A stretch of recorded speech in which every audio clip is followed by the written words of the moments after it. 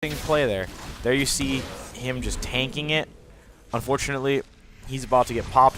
All my cooldowns are down. I command protect.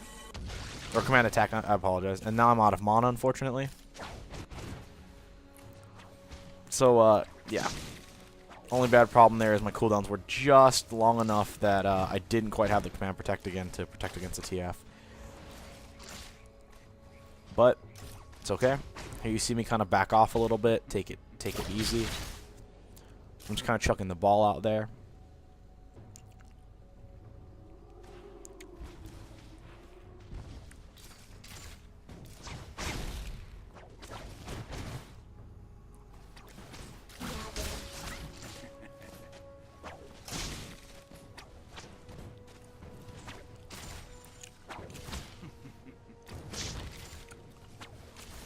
You see me just kind of farming up against the TF.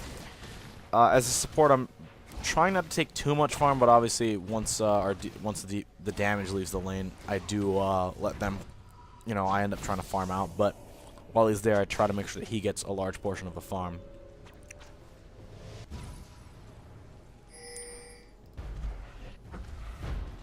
So here, top's on his own.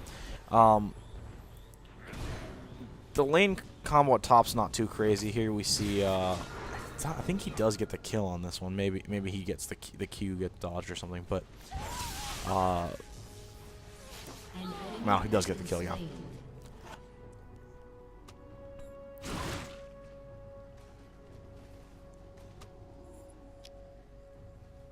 So when those at top, I believe he manages to. I think he gets killed, to be honest.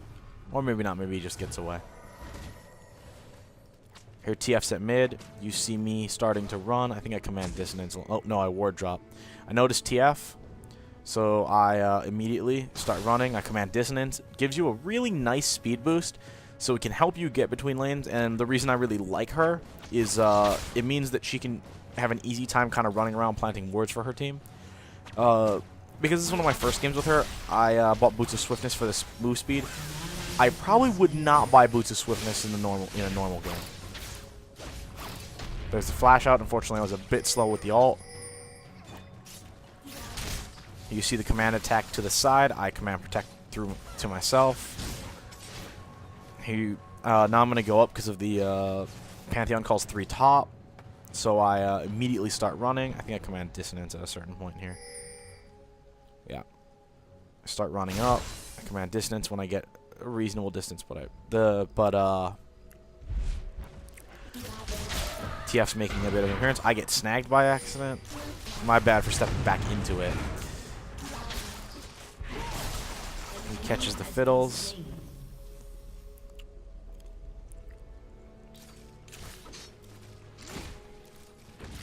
To be honest, I think one of the bad things I tend to make with characters when I first play them, especially characters that are supports or really squishy characters, I tend to back off a little bit too easily, when I probably could honestly play a lot more aggressive. But, first time for everything.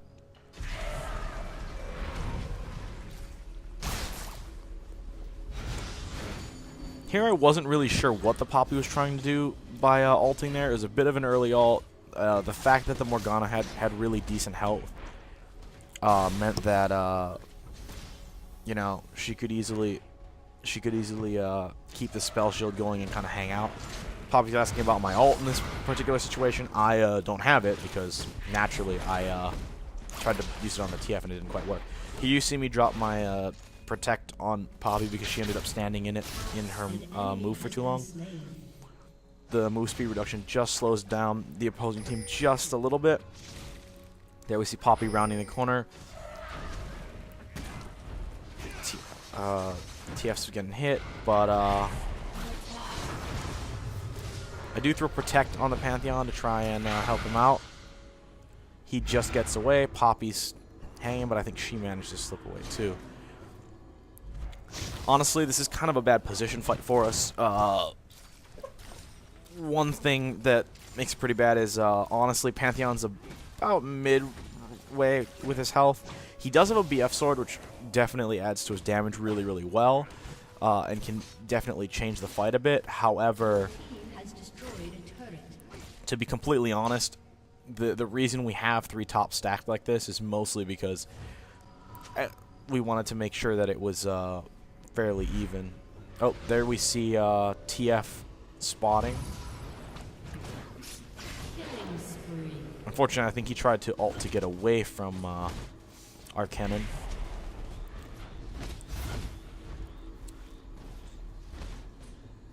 So let's see what I've got. I've got a Philosopher's Stone, a Ruby Crystal. I'm shooting for Shirelio's Revelry. Boots of Swiftness, a ward that I can still plant, and 2 health potions. And then, of course, as is a common rule for myself, I always shift my health potions up. Makes it easier to hit since 1, 2, and 3 are right by your skill keys. I guess 4 is technically near your skill keys as well. But 5 and 6 are kind of out of the way. So here you see me drop the ward again. Near Dragon, I speed boost myself. Trying to get in position for the Sivir. Here you see me come around her back end.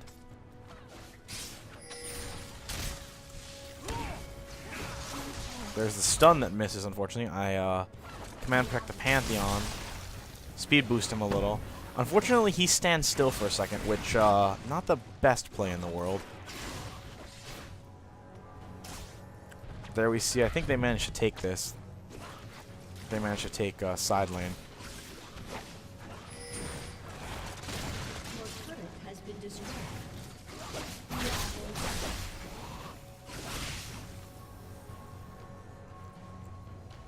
So we're definitely looking to snag her. I ult to catch her. And there you see some nice damage from my command attack right after the ult to shift it in place. Kind of feel like, you know, he might consider that a steal maybe, although catching both the ult and the other move is great.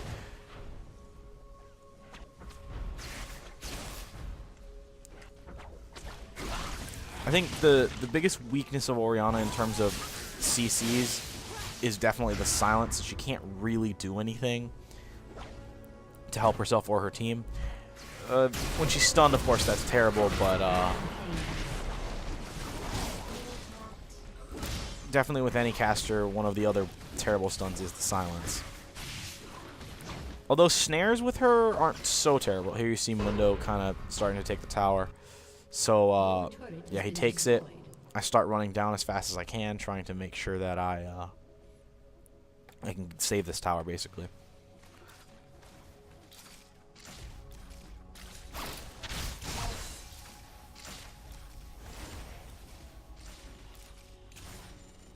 There we see Pantheon.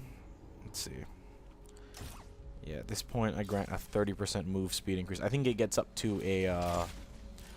it might be a 40% move increase at level 5. I don't think it's any more than that at level 5. But yeah, Command Dissonance is to me her best move. That's not to say that Command Attack and Command Protect aren't good, but you know, if I had to make a decision between those, that is definitely the skill I very much favor. Here you see me. I'm not really sure what's going on. I think they might be trying to go for a dragon, or Mundo's just coming down to fight me. Who's to say? Yeah, he's just looking to clear minions.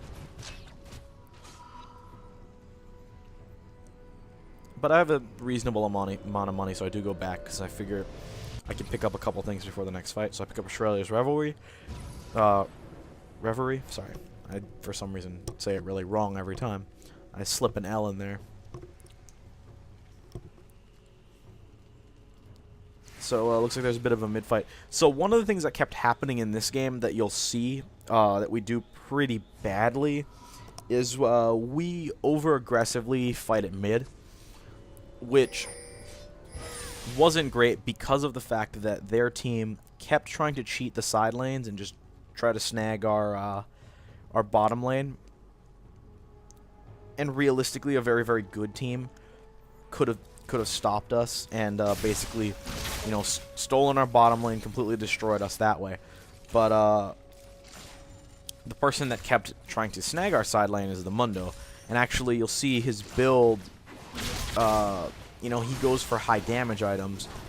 And I think, you know,